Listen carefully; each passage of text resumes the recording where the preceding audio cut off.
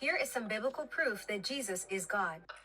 Okay, so already the Bible wouldn't work because, like I said, if the Bible, the original Bible, if there was such a thing, would translate into a specific language of the reader, right, in real time, in the level of difficult proficiency they have in that language to exactly understand what God intended them to understand, then we'll be talking. But these are translations of a translation of a what you call it, oral retelling of a myth of a it's just incomplete, made up. It's not a thing. But we will give it a chance because I think the color of her shirt is really nice on her skin.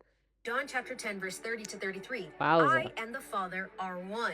Again, his Jewish opponents picked up stones to stone him. Jesus said to them, I have shown you many good works. For which of these do you stone me? We are not stoning you for any good work, they answered, but for blasphemy, because you are mere man, claim to be God. Matthew chapter 9.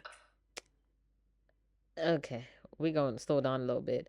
Yeah, people used to stone people for blasphemy, understandable. Cult leaders can be dangerous when you're trying to foster stability in a society based on a religion.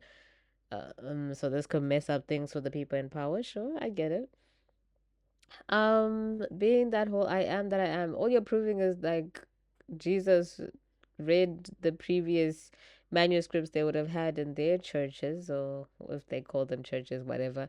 It's not like Jesus was completely ignorant to the existence of all these beliefs. He would have heard them at some point, whether from his mom or friends or tutors, teachers, whatever. Like this would it's part of their culture, kind of like today there are people today that claim that they're the return of Jesus, because we hear about this all the damn time, right? So they can have the references of like, oh, Jesus would say I am that I am, and then they're like, yeah, I am that I am. That does not mean that they are Jesus, so how do we know that Jesus wasn't one of these con artists that were saying the same things that the con artists of today are saying?